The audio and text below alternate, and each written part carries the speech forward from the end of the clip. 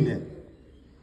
মরণের 1 ঘন্টা আগে মালাকুল মউত এসে বলছে, ওগো হযরত সুলাইমান, বলে তুমি তো মালাকুল মউত, আল্লাহ হুকুম দিয়েছেন আপনার সময় শেষ। বলে সত্যি? বলে হ্যাঁ, 1 ঘন্টা হাতে সময় আছে, ওই 1 ঘন্টা আপনার জীবন আছে। সুলাইমান আলাইহিস সালাম ওই যে বাইতুল মুকাদ্দাস যে মসজিদ, মসজিদে আকসা, এটা হযরত সুলাইমান আলাইহিস সালামের হাতে হাজারো হাজার বছর আগে তৈরি। জিনরা কাজ করছিল। উনি 1 ঘন্টার মধ্যেই হুকুম দিলেন, একটা কাঁচের ঘর তৈরি করো। যে কাঁচের ঘর ক্ষণেকের মধ্যে হয়ে গেল। হযরত সুলাইমান আলাইহিস সালাম নামাজে দাঁড়িয়ে গেলেন ওযু করে, আর পিছনে একটা লাঠি ঠ্যাস দিয়ে দাঁড়ালেন নামাজ অবস্থায়। ঠিক নামাজে দাঁড়িয়ে গেছেন, তার কিছুক্ষণের মধ্যেই ফেরেশতা তার রূহ কবজ করে চলে গেলেন।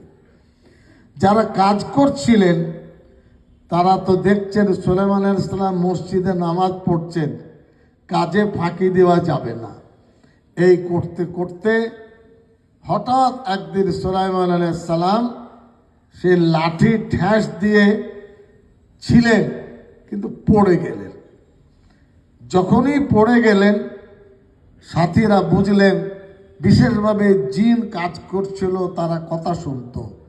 ওরা বলল, হুজুর তো আর নেই, নবী তো মারা গেছেন, এতদিন আমরা কাজ করছিলাম। এরপরে তখনকার আবিষ্কারক যারা, দর্শন শাস্ত্র, তারা দেখলো লাঠিটা কত বড়, কতদিন আগে মরেছেন। বিজ্ঞান সে যুগেও ছিল, আজ থেকে কত লক্ষ হাজার বছর আগে আমি বলতে পারবো না। ওরা তখন অনুমান করলেন ওই পোকা একটা লাঠি কতক্ষণে খেতে পারে। ইঞ্চি দিয়ে মাপলেন, তখনকার পরিমাপ, মাপতে মাপতে হিসাব করলেন যে 1 বছর আগে সুলাইমান আলাইহিস সালাম মারা গেছেন। ও লাঠির মাপ বলে দিচ্ছে যে 1 বছর ধরে ওই পোকা খেতে খেতে খেতে উপরে পৌঁছেছে।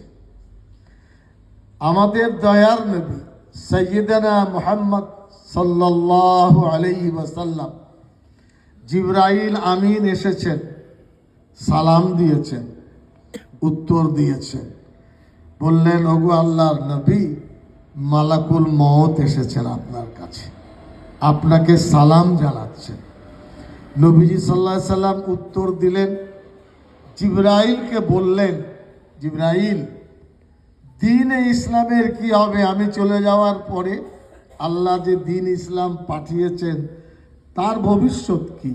আল্লাহর কাছে একটু জেনে নিয়ে আসুন, আমার মনে একটু শান্তি হবে। জিবরাইল আলাইহিস সালাতু ওয়াস সালাম আল্লাহর দরবারে গেলেন। ওগো আল্লাহ, আপনার প্রিয় হাবিব বলছেন দ্বীন-এ ইসলামের কি হবে? আল্লাহ উত্তর দিলেন, আমার হাবিবকে বলে দাও, এটা আমার দায়িত্ব, আমি হেফাজত করব। যদি আল্লাহ দায়িত্ব না নিতেন, দ্বীন ইসলাম পৃথিবীতে বেঁচে থাকত না। আল্লাহ যাদেরকে সুযোগ দিয়েছেন দ্বীন ইসলামে, নামাজ, রোজা, হজ, যাকাত, ভাবতে হবে আল্লাহ তাদেরকে মায়া করেন। মুফতি লিয়াকাত আলী আমার বড় জামাই। আমাদের সবর এটাই হলো বড় একটা বিষয়। এই মাদ্রাসার প্রতিষ্ঠাতা আমার শ্বশুর মহতারাম হযরত মাওলানা তাহির সাহেবের খুব প্রিয় ছাত্র ছিল। বুখারী শরীফ, হাদিস শরীফ তার কাছে পড়েছে। এখান থেকে পাশ করে দারুল উলুম দেওবন্দে গিয়ে আবার দাওরে হাদিস পড়েছে। তারপরে মুফতি সাহেব হওয়ার জন্য ফতোয়া বিভাগে 12 নম্বর ছাড়া ভর্তি হয় না। তারপরে তিনি কাজে লেগেছেন, অনেক মাদ্রাসায় কাজ করেছেন এবং শরীয়তের হুকুম মেনে, বিশেষভাবে স্বামী স্ত্রীর যে আপনার বনিবানা না হওয়া, এটা মাহকামা শরিয়া বলছে, প্রায় 20 বছর ধরে তার দায়িত্বে আছে। কত মানুষের যে উনি উপকার করেছেন আমি বলতে পারবো না। এবং হাদিস শাস্ত্রে আল্লাহ তাকে দখল দিয়েছিলেন। আমি অনেক সময় নিজে তার সাথে বসে বলতাম, মুফতি লিয়াকত আমার অফিসে এসে আসো। বলে, আব্বা বলেন। বলে, এই হাদিসটা কোথায় আছে, আমাকে ভালো করে লিখে দাও, আমাকে বলে দাও। তো একেবারে কিতাব ধরে ধরে মুফতি লিয়াকত সাহেব এত আল্লাহ তার ইলম দিয়েছিলেন। এরপরে ফারাইজ, মরণের পরে যে উত্তরাধিকারীর হিসাব আর ফতোয়া, এটা আল্লাহ রাব্বুল আলামিন অগাধ পাণ্ডিত্য দিয়েছিলেন। কিন্তু আল্লাহর হুকুমের উপর তো কারো কিছু করার নেই। কালকে মাগরিবের আগে আমি আসাম গিয়েছিলাম। মাগরিবের আগে আমাদের বাড়িতে এসে চা খেয়েছে, জমিয়ত অফিসে সাথীদের সাথে হাসি মুখে কথা বলেছে, মনে কষ্ট। এরপরে আমার মেয়েকে নিয়ে বাড়ি গেছে। কতটুকু সময়, 1 ঘন্টা। ঈশার আজান হয়েছে, বাড়ি থেকে বেরিয়ে ঈশার নামাজ জামাতের সাথে পড়েছে। একটা নামাজ যায়নি। নামাজ থেকে এসে কড়া নেড়ে বলছে, আমার শরীর খারাপ করছে আমার মেয়েকে, আমি বাথরুম যাব। বাথরুম থেকে এসে বলছে, আমার শ্বাসকষ্ট হচ্ছে। আমার মেয়ে টেলিফোনে বলছিল এখনো, আব্বা এত কলমা আমি কোনোদিন শুনিনি। যখন থেকে শরীর অসুস্থ হয়েছে, জোর গলায় কালিমায়ে তাইয়্যিব বারবার পড়ে যাচ্ছে। ওখান থেকে গাড়ি নেই, সুযোগ খবর এসছে দেরি হয়েছে, টোটোই তুলেছে, জোরে জোরে কলমা পড়ছে। এরপরে হাসপাতাল নিয়ে গিয়ে ওর অক্সিজেন নেওয়ার শক্তি একেবারে হারিয়ে ফেলেছিল। উপরে উঠাতেই ডাক্তার ইঞ্জেকশন সহ কিছু দিয়েছে, মুকাদ্দার ছিল না। কলমা পড়তে পড়তে আল্লাহর দরবারে চলে গেছে। ইমানদার মানুষ যখন মারা যান, ফিরিস্তারা তার রূহ উপরে নিয়ে যান। আর একদল ফিরিস্তারা জিজ্ঞাসা করেন, তোমরা কার রূহ নিয়ে এসেছ? তাদেরকে মুবারকবাদ দেন। উপরে আবার যান।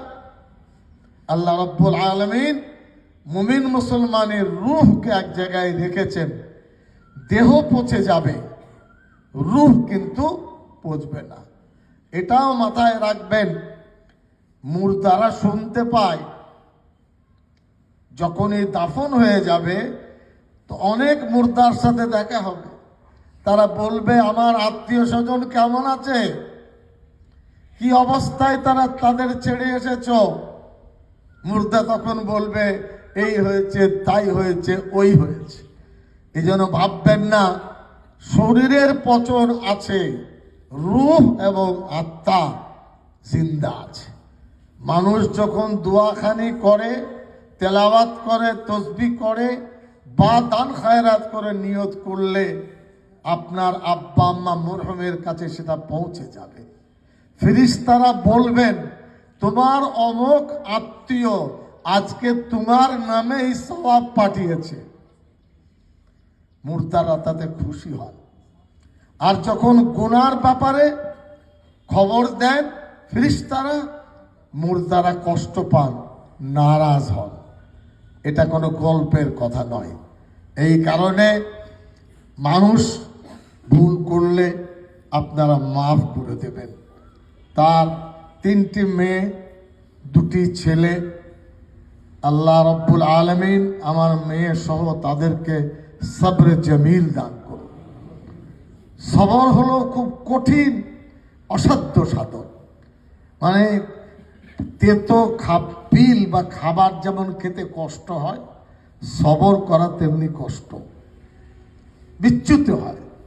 কিন্তু এর একটা মুবাশশারাত বা এই প্রসঙ্গে ভবিষ্যৎবাণী আল্লাহর পক্ষ থেকে নবী সাল্লাল্লাহু আলাইহি ওয়াসাল্লাম যেটা বলেছেন, আমি সেটা শোনাচ্ছি।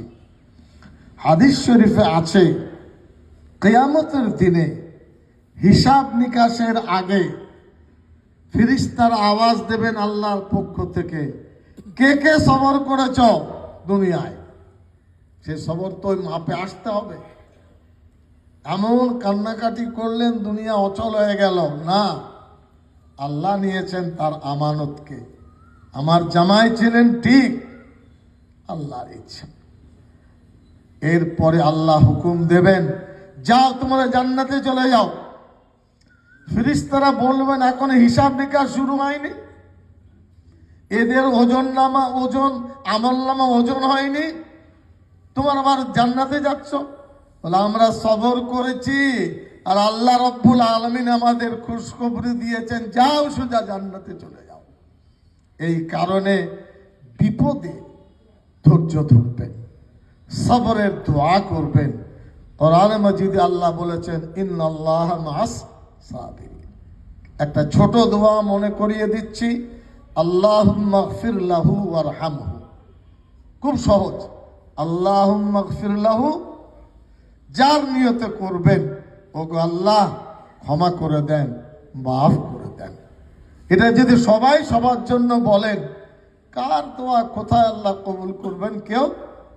আমরা সকলেই হাজাতমান, ভুল ত্রুটি হলে আপনারা মাফ করবেন, আমাদের সকলের জন্য দোয়া করবেন। আল্লাহ রব্বুল আলামিন কবরের কঠিন সওয়াল জবাব যেন আসান করে দেন, আল্লাহুম্মা আমিন। এবং আল্লাহ রব্বুল আলামিন জান্নাতের আলা মাকাম দান করেন। আরেকটি ঘটনা বলে শেষ করছি। দেওবন্দের হযরত আল্লামা আনোয়ার শাহ কাশ্মীরি রহমতুল্লাহ আলাইহি খুব বিদগ্ধ আলিম, এত বিদগ্ধ আলিম, হাদিসের পণ্ডিত। মরণের সময় তার স্ত্রী দেখছেন আমার বাড়ির উঠোনে পাগড়ি পরা সব মাওলানা সাহেবরা দাঁড়িয়ে আছে। উনি বললেন আমার বাড়িতে তো বাইরের লোকে ঢোকা নিষেধ, ছাত্র তো আসবেই না, হুজুর মানা করেছেন। পরে ভাবলেন হয়তো মাদ্রাসার উস্তাদরা এসেছেন। শেষ বেলায় হযরত আল্লামা কাশিম রহমতুল্লাহ আলাইহি হাদিসের পণ্ডিত এক গ্লাস পানি চাইলেন তার স্ত্রীর কাছে, পানি পান করলেন, তিনি আল্লাহর পথে রওনা হয়ে গেলেন। পরে সে আমাদের মা বললেন আল্লাহর ফেরেশতা এসেছিলেন আমাদের বাড়িতে, হযরত আল্লামা আনোয়ার শাহ কাশ্মীরিকে নিতে আল্লাহ ফেরেশতা পাঠিয়েছিলেন। এই কারণে আল্লাহর সঙ্গে সম্পর্ক, নিজের গুনার প্রতি ক্ষমা আর রমজান মাসকে কাজে লাগানো, এটা প্রত্যেকের নিজের কর্তব্য। এবং আপনারা দোয়া করবেন আল্লাহ রব্বুল আলামিন তার ফজল এবং ইহসান হলে সব কিছু আসান। দুনিয়া সামান্য প্ল্যাটফর্মে দাঁড়িয়ে যেমন থাকে, দুনিয়া ঠিক তেমনি। বাস আমরা ভাবি দুনিয়া অনেক, কিচ্ছু দাম, কিচ্ছু নেই। আবিরি সাবিলি মানে একেবারে রাস্তার পথিক দাঁড়িয়ে আছেন, কোন সময় বাস আসবে, উঠবেন, মরণটাও ঠিক তেমনি। আল্লাহ তৌফিক দান করুন। চলো আমাকে ধরো।